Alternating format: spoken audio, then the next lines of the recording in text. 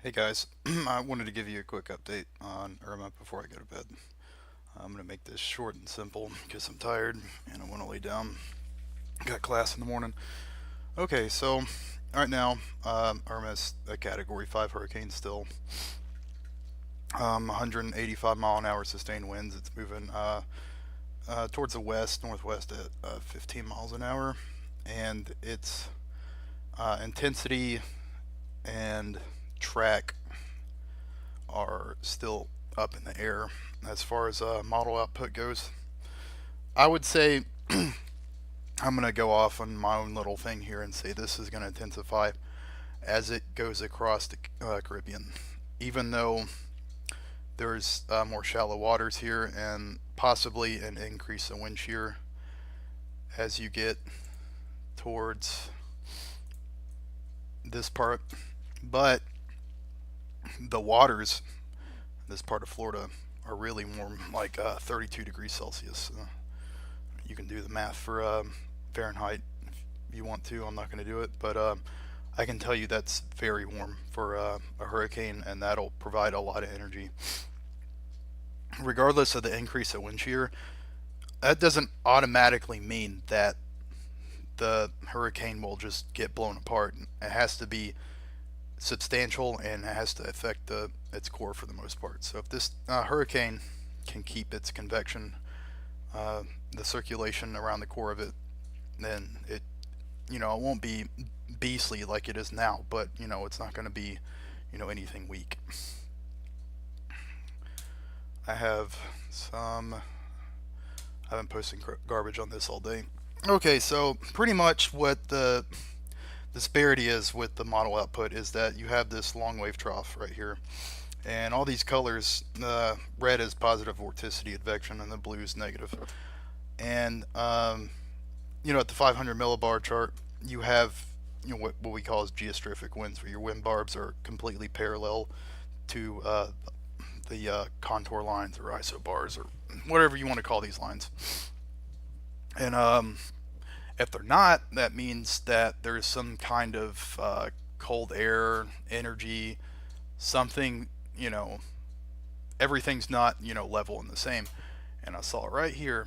And here's a little equation for it if you're a geek and you're interested, for geostrophic wind flow.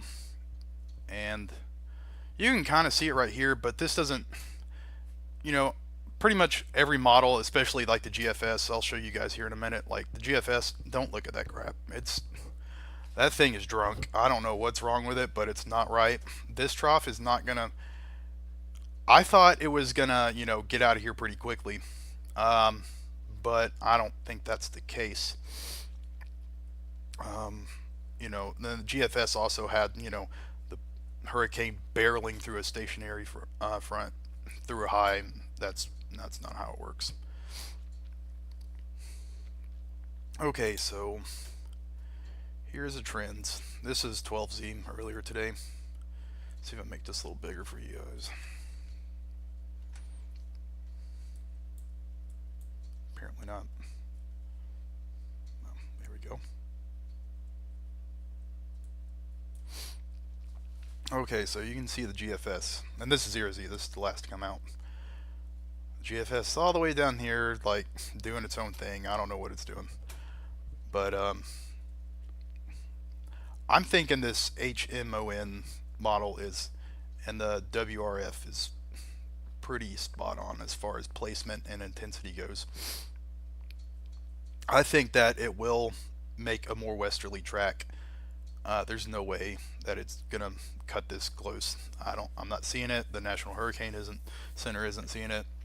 Um, whether if it cuts up the coast of Florida, I mean, right here in the middle, and I mean, like it goes right straight up, or either that or it goes right here through Jacksonville. That would be the worst case scenario because both sides get, the bad part. If it goes up the Gulf right here, Tampa Bay's screwed. But the the East Coast, they get spared. Uh, the eye, but my God, there's going to be a wall of tornadoes that goes up the state of Florida, and then Georgia is going to get the business eventually. So I hope you can see the, what the intensity. We know it's going to be completely outrageously, ridiculously. I'm going to pull up this right here. This is earlier today. Those are over 160 knot winds, probably 170 knots. And this is a cross section. And the wind's right here, flowing this way. That's from north to south. This is from west to east.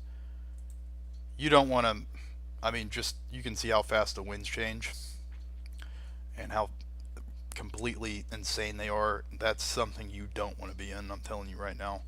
You're going to wish you were dead. Okay. So get this pulled up. Apparently not. Here is the latest guidance, and you can see, and this has been flip-flopping all day. Like, the next run, like half the outputs will be on the west coast, and then the next run they'll be on the east coast. I would say the WRF and the HMON model, possibly the NavGem. That one, the ensemble's running at 0Z. I'll check that here in a minute. But those have been the most consistent as far as intensity. The HMON is the only one that said it was going to be a Cat 5.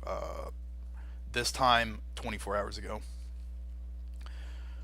And you can see they're starting to come together. Like, most of them are starting to say, okay, this is not going to get weak anytime soon. And just because it goes down the Cat 4, that's a little better, but that doesn't mean it's going to be small. The size of it is, we don't know.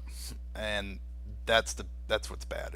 Is a big Cat 4 is just probably worse than a small Cat 5 like Andrew was. But we could get a big Cat 5 because we haven't ever had one of those. And I think the National Hurricane Center is scared to update it to 190 mile an hour winds. But I haven't looked at any reconnaissance. So these down here would be if it made landfall, like on Cuba or something. But for the most part, I think this is going to be a very destructive hurricane. If you live anywhere around this area, right here, if you live right here and you don't know what the fuck you're doing in the next few days, you might want to figure it out, or you're not going to have anything left. A house, nothing, because this is going to be bad. I highly doubt the Florida Keys is even going to exist after this is over with. But I'm going to pull up some model output and show you guys what I'm talking about here in motion. Okay, so here's the long wave trough. This is what gave us the storms today in the front that I completely forgot about because I wasn't paying attention, to be honest. The severe thunderstorm warning came through and I was like, oh shit, oops. But so the red is positive and the greenish is less, but this is relative, so it's not absolute. You can see where this burst energy right here just comes down, and it kind of keeps that, you can tell it kind of keeps that trough there for a little bit longer and doesn't fill as fast. But then this gets in the way right here, this little upper level low, and eventually it kind of pushes this ridge out and causes it to build west. And that's what's going to push this thing towards the west, I think, personally. You can see where it builds in right here. This Jose guy, there's no way that he shouldn't have any influence. They can influence each other, but I'm not seeing it because this ridge builds in so fast. And this is 18Z, so, but it's been initializing the same. Alright, so yeah, I still don't have any specific impacts for Georgia, but I'm thinking if you have property in Panama City, you might want to start doing something about it. Insurance, sandbags, whatever. Let's see what the NavGem has, if anything's updated yet. Okay. Really wanting... Yeah, I'm wanting to look at wave heights, and those aren't But we can look at them anyway. Even though the nav gym was just drunk today too. But now this is an earlier one. This was 12Z. Yeah, it was 12Z when it was saying it was going to go east. You can see how bad these waves are going to be. I mean, my God, significant wave height of 48 feet. Yeah, you're going to be having a bad day. Um, so you can see how significant this would be for if it went on either side, like, and why it would be bad if it went straight up the middle. Because I'm gonna check the lunar, you know, where the moon is and where the sun is and all that for tides, because that will have a huge impact. If this thing hits a high tide, my God, we're gonna have Florida's gonna be underwater.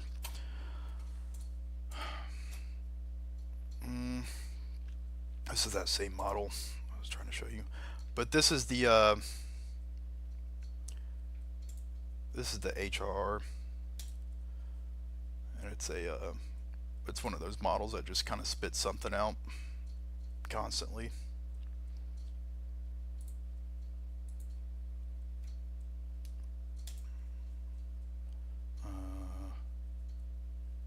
Okay. Yeah,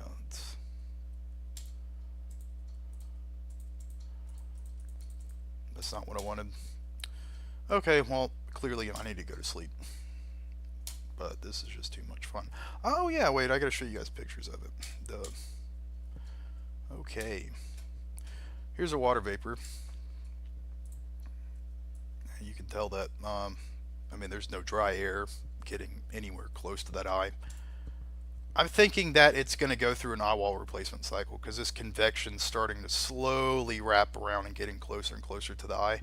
And once it starts to wobble or fluctuate in intensity, that's when you know it's happening. And what happens is it gets a little weaker, but it gets bigger, and then it eventually fixes itself, and then it gets stronger again, and it's twice as big. So this could be a large Cat 5, for all we know. And here, see what I'm talking about? How this convection slowly starting to wrap around. But yeah, that eye's starting to wobble a little bit. And when you look at these satellites, you know, especially a loop like this, don't think of the direction of the eye, because these things do wobble, and it kind of throws people off in the direction it's going in. But you can tell this thing is absolutely perfect. It's amazing. Yeah, I'm gonna update you guys in the morning when the NavGem comes out with a new tide forecast. And yeah, that's it. All right. Thanks for watching.